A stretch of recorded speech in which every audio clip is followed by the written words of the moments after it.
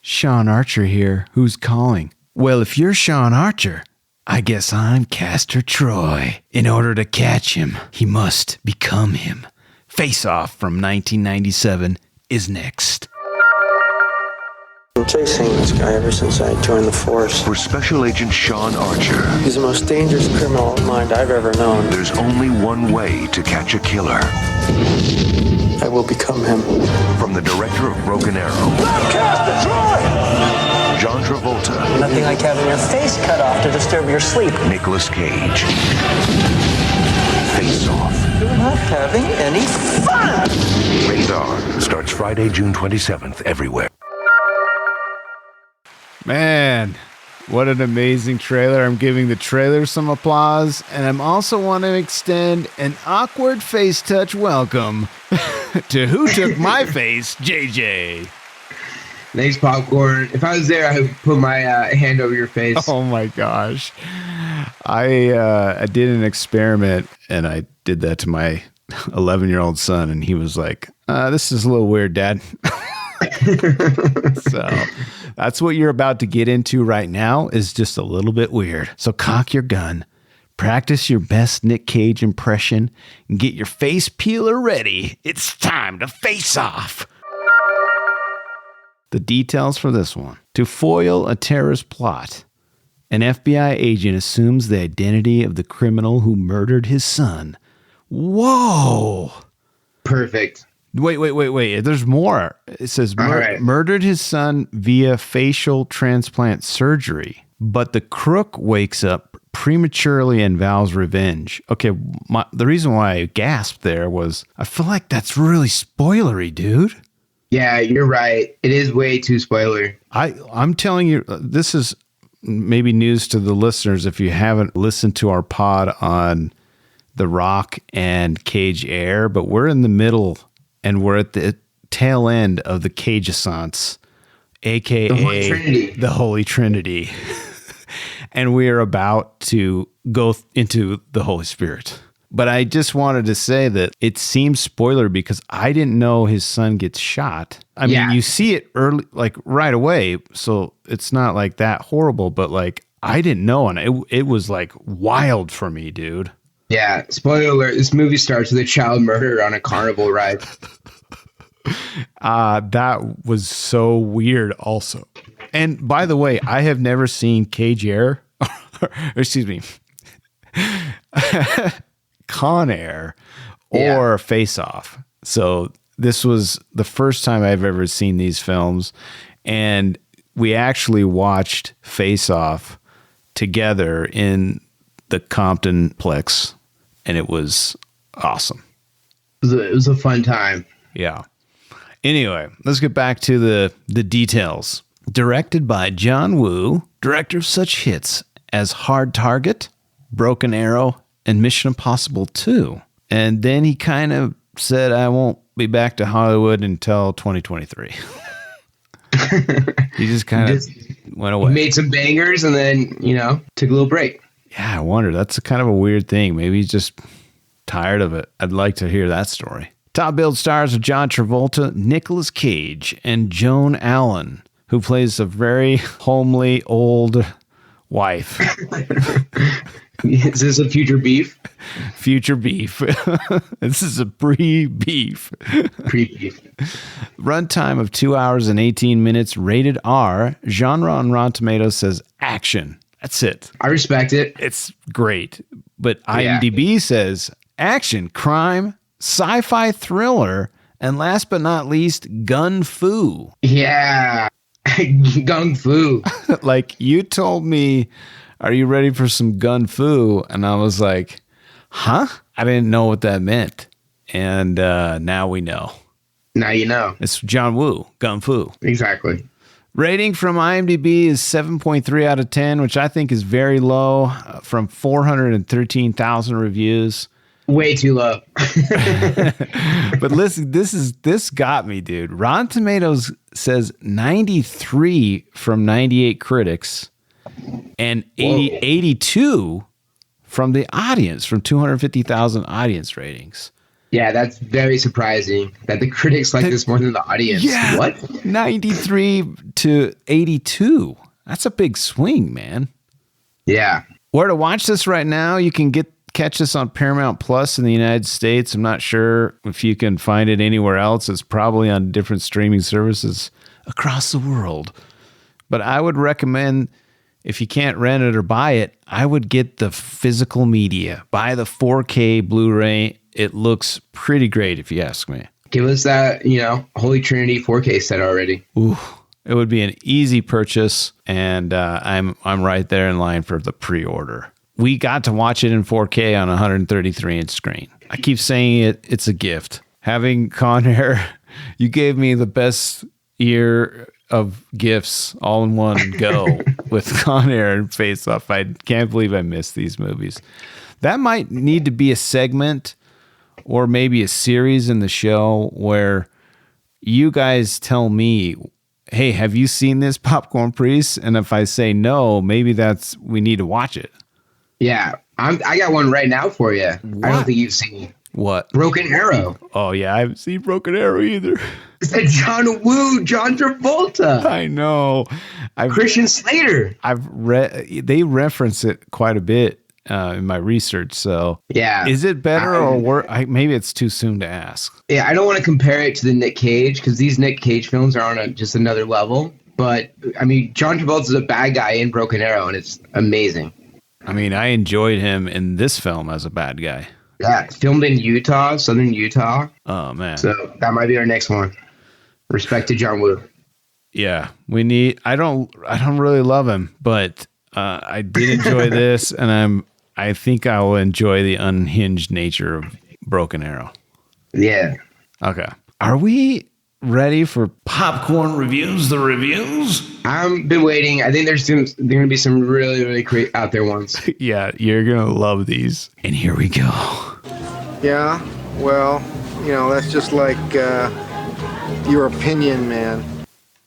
All right. I'm starting to tally these for you. So I know how many 1 stars there were, and I know how many 10 stars there were. Nice. So we have little numbers in the review. Correct. We're trying to layer it all in. It's part of the recipe. It's curriculum. Correct. It's part of the recipe of should you watch this. Do you want to end on a 1 out of 10 or a 10 out of 10? I feel like you don't even need to ask me. We always want to go on top, right? Yeah. Okay. All right. Just for the listeners, we're going to give you 3 1 out of 10 reviews from normal people. Not like me. I'm not normal, but other people that are normal. And we review them, and it's the best. Here's our first 1 out of 10. A steaming pile of crapola, says Sean Halpin. Sean A. Halpin. I don't know what his freaking name is, but he gave this review in 2002. So Sean says, yet again, Hollywood has too much money to even consider making a worthwhile film. Instead, they trot out this pile of manure for the willing consumption of the tasteless masses. Don't get me wrong, I like a good action movie, but this isn't one. I couldn't get past the woeful acting, the thin plot, the ridiculous hammy climax. Spoiler. Oh, please. So what if they had their faces swapped? What about their bodies? Nicolas Cage was in shape. John Travolta looked like he'd chugged a few too many cheeseburgers a la Pulp Fiction. Couldn't Travolta's wife tell the difference?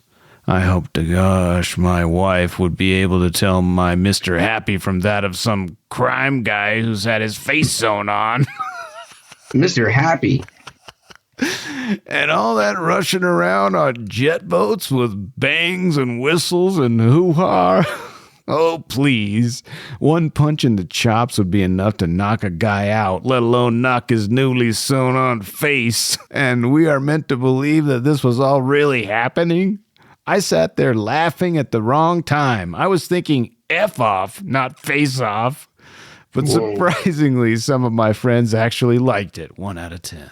I figure like the low reviews are going to be people who are taking this movie too seriously and not appreciating for what it is. Yeah. The movie is called Face Off. I mean, you got to start at the beginning right at the title. You got to let your mind go a little bit. Yeah, exactly. You should know what you're signing up for. Correct. A Face Off. Our next is a 10 out of 10 coming to you from Jim Waldo the First. All right. Jim says, 90s classic. And he gave this review in 2021. One of the great action movies of the 90s. One of my all-time favorites. The character role, mannerisms, and characteristics of the two lead roles were portrayed to perfection. Travolta and Cage were such a winning combo at this time in their career. Who knew Over the Rainbow could sound so amazing? 10 out of 10. I like it. It's a really cool reference. We're not going to spoil it, but there's some Over the Rainbow action in this film. All right, you ready for the second 1 out of 10? Let's hear it. Rebel Jenny says, so it's a lady. Violent and dull, says Rebel Jenny. Face Off is a film about a secret agent who has had his face swapped with another man's. A terrorist criminal. Now, based on that information, you pretty much know what is going to happen in the film. I mean, yeah, you're right, Jenny. The only thing that this movie has going for it is violence and an attempt to come up with a new idea. So she's down with the violence, but Jenny likes it. She's a rebel. She's a rebel, so she's okay with that. But she's saying that the plot is preposterous. Okay, Exactly. I will admit the idea of swapping identities is kind of cool. However, this film does not get any more original than that. It is all about the violence and people getting killed and things blowing up and major showdowns between characters. That's really all there is to it. If you're of the male gender, then you may go for this sort of film. If you prefer films that make you think, then I suggest looking elsewhere because there is little to be gained in this film. 10 out of 10. Hater. I also hate her. I was just saying she's a hater. I know. But I mean, she is a rebel, but not nearly as rebel enough to just shut your brain off for this one. yeah, just enjoy the action movie. Yeah. Rebel. Oh, wow. Jenny. Rebel Jenny. Our next 10 out of 10 comes to us from Spiffy Tiffy. Okay. Maybe another lady. I think it's cool. We got a nice cross section of the reviewers today. Yeah. Yeah. Spiffy Tiffy says, this kicks butt. This movie kicks serious butt. John Woo is a fantabulous director. John Travolta is wonderful. And Nicolas Cage is outstanding. I loved it. The action sequences were great. John Woo is a master of his art. He makes you sit on the edge of your seat while you're silently rooting for the good guy, but in the back of your mind, you kind of want the bad guy to win. Ooh, Spiffy Tiffy. Just because you know that the good guy is the bad guy. The plot is intriguing, and the actors are wonderful. It doesn't let you go. It's the kind of movie where you start it and you just have to finish it. You can't stop. It's amazing. 10 out of 10. Yeah, it is intriguing. Like Rebel Jenny was saying, like, it doesn't make you think. Yeah, it does. It makes me think, like, oh, that's a good guy and a bad guy. Yeah, that's the intriguing part. And then you instantly think, how are they going to portray each other? This is awesome. Yeah. We are on our last 1 out of 10. Comes to you from Doc Brown. Ooh. Maybe from the future? Is he back? Maybe he is. Doc Brown says, one of the worst movies ever. Apparently, I missed something watching this flick. Perhaps entertainment, plausibility, humor, thrills, enjoyment. Face Off is in my top 10 of all-time worst movies. And here's why. Okay. Top 10 worst movies. Settle down, Doc. Dude, I don't know if I could. That's very low if you're in my top 10 lowest movies. Wow. This movie is all about the entertainment. Doc Brown says, here are the reasons. The acting, hammy, overdone. Nick Cage looks plain idiotic in the prison scenes. John Travolta goes overboard again. The script, more holes than a block of fine-aged Swiss. I'm Castor Troy is perhaps the most ridiculous line muttered on celluloid. I love that line. I'm Castor Troy. Woo!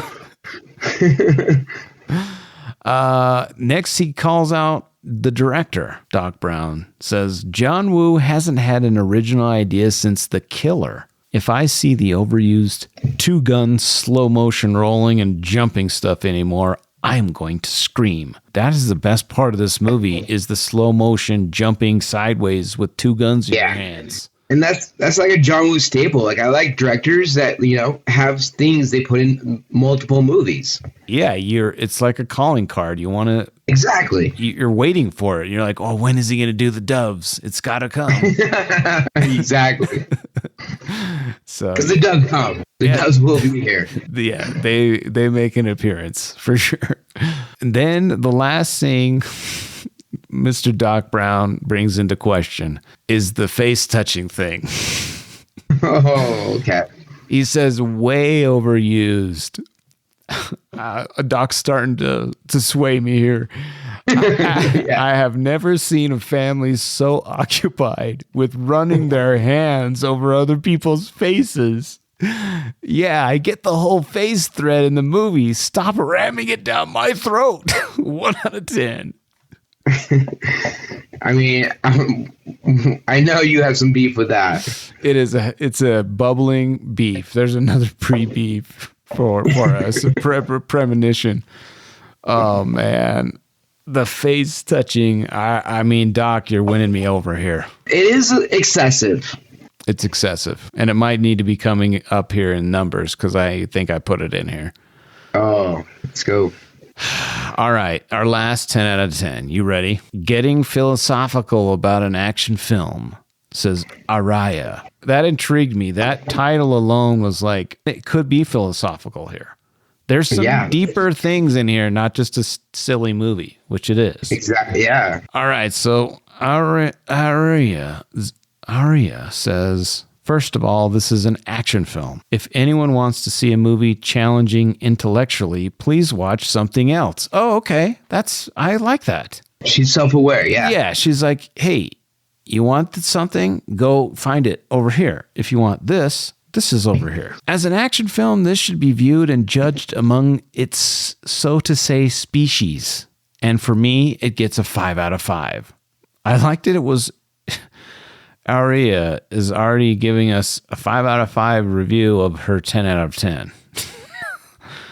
And I like numbers are hard. Yeah, numbers are hard. I like that she's referencing like, hey, if you can put this in a bucket of movies like this, that's going to behoove you to do that. Mm-hmm. Now, Aria says why. I'm pondering on it myself. I'm a girl. Okay. Here's another we're representing all kinds today. She says, I'm a girl. I should hate action movies and go watch romantic comedies instead. Yuck. I should search the screen for handsome hunks with bare torsos and do other crazy girlish things like that. Face Off doesn't have handsome men. Come on, Travolta in his 40s and the ever-sad, puppy-eyed Cage. No fun. So what is in this film that makes me watch it whenever I have a chance? Let's see. The plot. No big deal. Good guy, bad guy. Tragedy in the past, revenge, remorse, etc., etc. Been there, done that in dozens of movies before, so what is there left? Actors. Travolta playing Cage and vice versa. Fun to watch, especially Travolta the good bad guy, or the other way around, the bad good guy. Gershon liked her in Bound. Now she's straight. Too bad there's so little of her in this film. So it's directing. It's Johnny Woo. It was the first film by him I saw. It stayed with me a long way. Why other directors can't stage a simple scene the way he does beats me. It's pure poetry. The music, the motion. At one time, you forget the people are shooting there because it all looks like a ballet. Yes, it's just an action film. There's no need to get too philosophical about that. Or is there the split personality? The facts that your worst enemy knows you better than yourself? Oh, stop it. It's just an action film. I wish more action films were like that. Wishful thinking? 10 out of 10. Wow, impressive. Raya was like, hey, I'm a lady. I shouldn't like this, but I really love it. She knew what she was like signing up for, and but also like has a little deeper meaning. Yeah, she's seeing the layers as we peel back the skin. There's more layers to this film. Yeah. Lots of layers. All right, let's get into should or shouldn't you watch this? I got 5. Actually, I think I got 6 reasons why you should watch Face Off. Add to them if you think I didn't hit them all. Number 1, if you started the Holy Trinity and you got this far, you've got to finish with the Holy Spirit. Have to. Number 2, if you like action movies, especially from the 90s, and you were like me and you did not see this, see it. Like, I'm calling out people like me who didn't have a chance to see it for whatever reason. Now is the time to make up lost time. And number 3, if you're looking for a romantic comedy, I was going to say skip this, but I would arguably say this has those elements as well.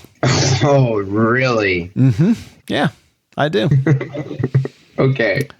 And number 4, shootouts in churches are very, very cool. And this has that with doves and pigeons as well. Yes. It's awesome. And finally, if you like your movies to have the line, I'd like to take his face off, then press play. Exactly on that last one.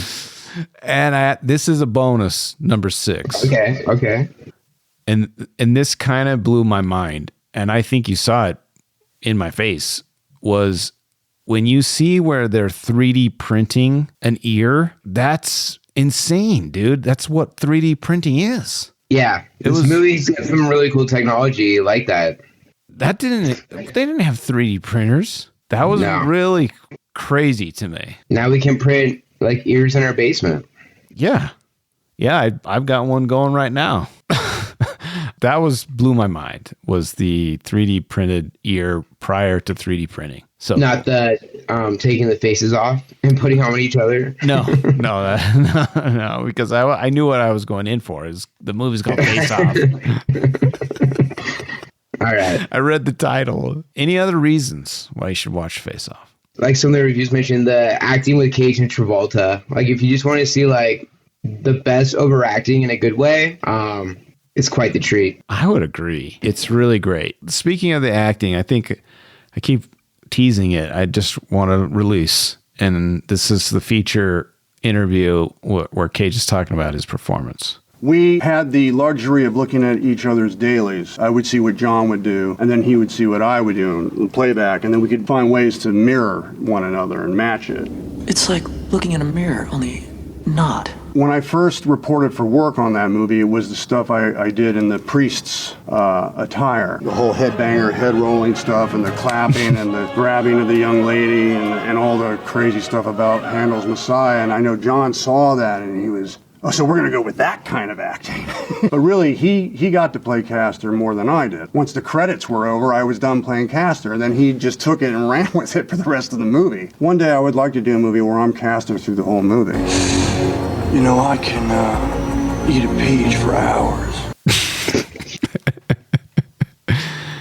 Isn't that kind of crazy that he would say, I would really like to play a movie where I'm actually Castor Troy? I've seen him in other interviews saying like he wish he had more minutes playing him. He only plays him like 10 minutes or something in the whole movie. Yeah, and it was awesome while he was doing it. I remember in the beginning of the movie, you're like, I've never seen Nick Cage as a bad guy. But really, the majority of the movie later on, obviously, he's the good guy. Yeah, exactly.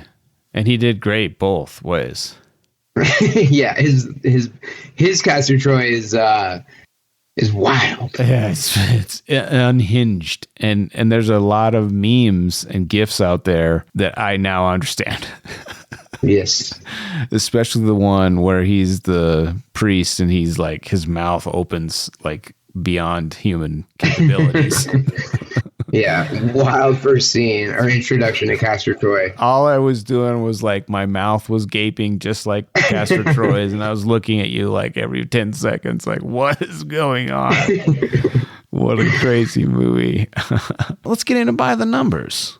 For God's sakes, just give me the damn number! What's the budget? 97, right? So I'm gonna say like 100 million. That's pretty good. 80. Okay. So slightly less, I think, than Con Air. I think Con Air was more. I mean, Con Air did put a plan on the strip. Yeah, I can't remember. You'll have to go check that episode, but I think it was about 85 or 90 or something. I think it was a little bit more. So that's cool. So on an $80 million budget, this made a worldwide box office haul of... Domestic? I've got domestic and international numbers. I bet it doubled worldwide. Domestic maybe like, I don't know, 150. Oh, that's really good. 112 million domestic and then 128 international for a total of 241. And we already talked about this last pod in part 1 of Con Air, that Face Off ranked 8th on the box office haul in the U.S. Yeah, the fact that once again Cage went from Con Air to this, like back to back, instantly is amazing. Yeah, and it beat out Con Air by a couple of movies, like ranks. I thought you would love this. It seems like I'm actually learning from you, but I feel like I'm channeling my inner JJ. Okay. I wanted to give you, or maybe just talk about the top grossing Nicolas Cage movies ranked. Whoa. So I looked up this, and it's pretty cool to see his like top to bottom, top 10 ranked Cage movies based on box office numbers. These three got to be in there. Face Off is 4th of his list. Con Air is 5th. I'm guessing some Ghost Rider. Ghost Rider is 7th. You're missing some big ones. I know. Some City of Angels. No. Dude, what about The Rock? That's number 3. But I said these three Nick Cage movies. Okay. So you got that one. 3. Okay, there's two big ones that you're missing. Just give them to me. National Treasure. Oh yeah, And the National Treasure series. And National Treasure 2 were both in 1 and 2 for him. And then Gone in 60 Seconds was 6th. Okay. And then I think there's an honorable mention of Wind Talkers is like 10th. And just to give you an idea, his recent film Pig was 9th. And that only brought in 20 million. So Wow. he's done a lot of other movies that are not featured. Yeah. Especially recently. Correct. But he's still in it, which respect. Yeah. Pig is a great movie. Yeah. I need to see that one. I haven't seen it. Are all three of these on your Mount Rushmore, Nick Cage? I think that's the only way they could be.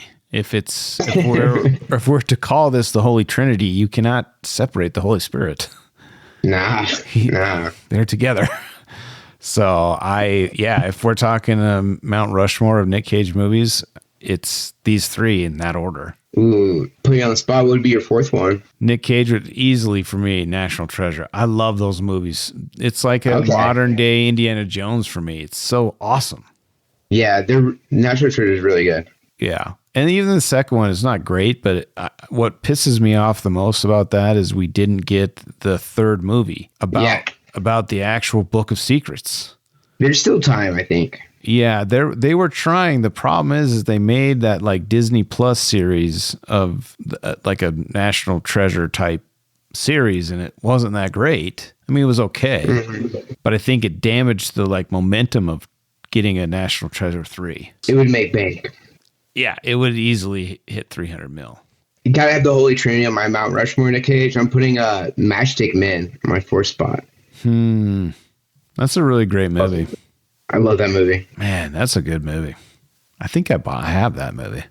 I bought that movie. Crazy Horse, maybe Snake Eyes. Okay. All right. Dude, I guess my Crazy Horse would be Mandy, dude. Ooh, What a wild Nick Cage trip that was. Yeah. We've reviewed that on the pod, Mandy. Go Yeah, check it's it. good. We reviewed it when it came out, so check that out. All right, just a couple numbers. Actually, a lot. Nicolas Cage and John Travolta spent 2 weeks together before filming to learn how to play each other. They decided on specific gestures and vocal cadences for each character that could be mimicked. Kind of cool. I believed it when I think they captured each other's essence. I do, and I actually think Travolta did a better job, if I'm being honest. His Castor Troy is great. Before shooting an emotional scene, John Woo played soft, sad music to help the actors get into character. John Travolta said he didn't need it. He nailed the scene in one take, earning the nickname One Take John. I've never heard that before. One Take John. I've heard of Clint Eastwood. He's famous for just doing one takes and just moving. Yeah. I know Woo likes very few takes as well, but he would let the actors kind of like shoot at the end. Oh, that's cool. That's where we get like when Nick Cage does the face. Completely unscripted, and Woo just went with it. It's pretty great. The pair of gold-plated stunt guns from Face Off sold for how much at a prop store entertainment memorabilia live auction in LA in 2024? Ooh, I mean, those are sweet guns. Yeah. 100,000? This is going to blow your mind. $7,560, dude. Oh man, I feel like we could have bought those. That was what I was just about to say. I feel like I should have purchased them. We could have split that and like had a gun each, and then got together, put our guns. We could shoot our guns. Yeah, I mean, that is a way low sum for those gold guns. Yeah. Do you know what they were called? The name of the gun? I think they said it in there, right? It's like a Springfield Armory M1 like 911 A1 pistol. Okay. And Nick really wanted like flashy guns. And so like they put those gold dragon on the grips, which are awesome. They are awesome. Because I guess Nick Cage was born in the year of the dragon. Oh, wow. Yeah. And the dragons had real ruby eyes.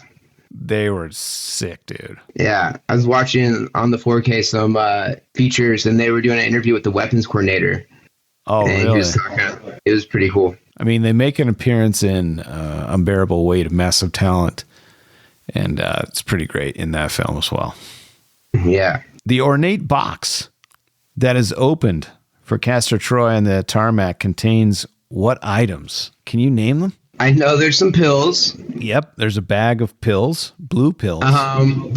There's some chiclets. There is a pack of chiclets. I always notice chiclets. Yeah. What else is there? There's like a syringe, maybe. Let's see. It says a blue glass vial. There you go. Okay. What else? I don't think I know anything else. There's cigarettes or joints. Okay. They look like rolled joints. Sunglasses. 4 pieces of Bazooka Joe bubble gum. Yeah. And the switchblade. What a box. Yeah. I wonder what the blue pills do. Yeah. Not a hard one to figure out there. Let's see. He's pretty sure he took those blue pills at the loft that night. Yeah, correct. All right. Over the course of 2.5 hours, 2 hours and 20 minutes, the two main leads, Sean Archer and Castor Troy, only meet how many times? They don't meet that many, which is unfortunate. I'm going to say like 5. Ooh, dude.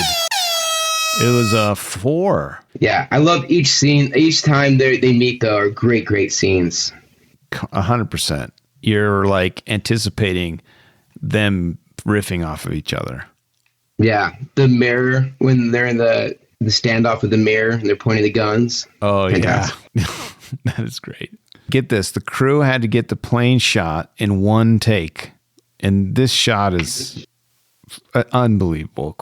Cool. Yeah, awesome scene. The practical effects, once again, like they built that hangar and they crashed a real airplane. That's awesome. Yeah, they destroyed a real plane and they shot it with 13 cameras from multiple angles. And they did the same thing with the boat scenes. They're unbelievable. It took 4 weeks to film the speedboat chase scene. Jeez. Well, I think it goes on for 4 weeks, so. It's pretty long.